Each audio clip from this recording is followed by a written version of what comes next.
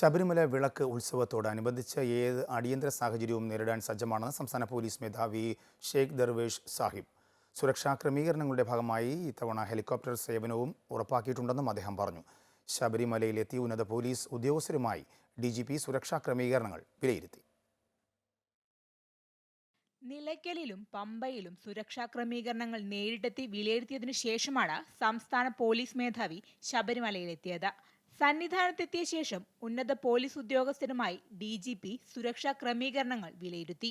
തീർത്ഥാടക തിരക്ക് നിരീക്ഷിക്കാൻ ഡ്രോൺ നിരീക്ഷണവും അടിയന്തര സാഹചര്യം നേരിടാൻ ഹെലികോപ്റ്റർ സേവനവും ഉറപ്പാക്കിയിട്ടുണ്ടെന്നും സംസ്ഥാന പോലീസ് മേധാവി പറഞ്ഞു. ഈ വർഷത്തിന്റെ മകരവിളക്ക് ഫെസ്റ്റിവൽ അനുബന്ധിച്ചിട്ട് കഴിഞ്ഞ വർഷത്തിന്റെ കാല ഏകദേശം 900 ആൾക്കാർ, അതിൽ 4 SP-മാർ, 19 DYSP-മാർ, 15 ഇൻസ്പെക്ടർമാരടക്കം 1000 പോലീസ് ഉദ്യോഗസ്ഥരെ കൂടുതലായിട്ട് വിന്യസിക്കാൻ പോവുകയാണ്.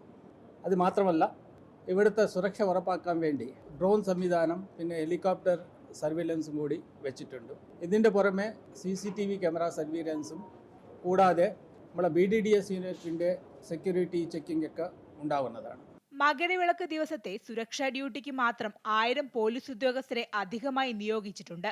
സന്നിധാനത്ത് മാത്രം 2500 പോലീസ് ഉദ്യോഗസ്ഥരുടെ സേവനം ഉണ്ടാകുമെന്നും മകരവിളക്കിന് ശേഷം ഭക്തരെ സുരക്ഷിതമായി മലയിറക്കുന്നതിന് നടപടി സ്വീകരിക്കുമെന്നും സംസ്ഥാന പോലീസ് മേധാവി വ്യക്തമാക്കി.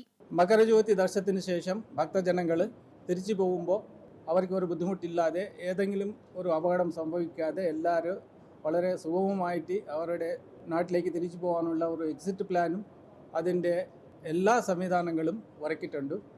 മകരജ്യോതി കാണാൻ വേണ്ടിയുള്ള എല്ലാ വ്യൂ പോയിന്റ്സിലെയും ആവശ്യമുള്ള എല്ലാ സംവിധാനങ്ങളും ഒരുക്കിയിട്ടുണ്ട്. കൂടാതെ മറ്റ് ഡിപ്പാർട്ട്മെൻറ്റ്സ് ആയിട്ട് ആവശ്യമുള്ള എല്ലാ കണക്റ്റഡ് സർവീസസും കൂടി നമ്മൾ ഉറപ്പാക്കാൻ വേണ്ടി ശ്രമിക്കുന്നു. തിരുവനന്തപുരത്ത് നിന്ന് ഹെലികോപ്റ്റർ മാർഗമാണ് സംസ്ഥാന പോലീസ് മേധാവി ഷെയ്ഖ് ദർവേഷ് സാഹിബ് നിലയ്ക്കലിലെത്തിയത്. അവിടെ നിന്ന് റോഡ് മാർഗം പമ്പയിലെത്തി. സന്നിധാനത്ത് പോലീസ് ഉദ്യോഗസ്ഥരുടെ യോഗത്തിന് ശേഷം തന്ത്രിയെയും മേൽശാന്തിയെയും സന്ദർശിച്ച് ക്ഷേത്ര ദർശനം നടത്തിയ ശേഷമാണ് DGP മടങ്ങിയത്. അമൃത ന്യൂസ്, സന്നിധാനം.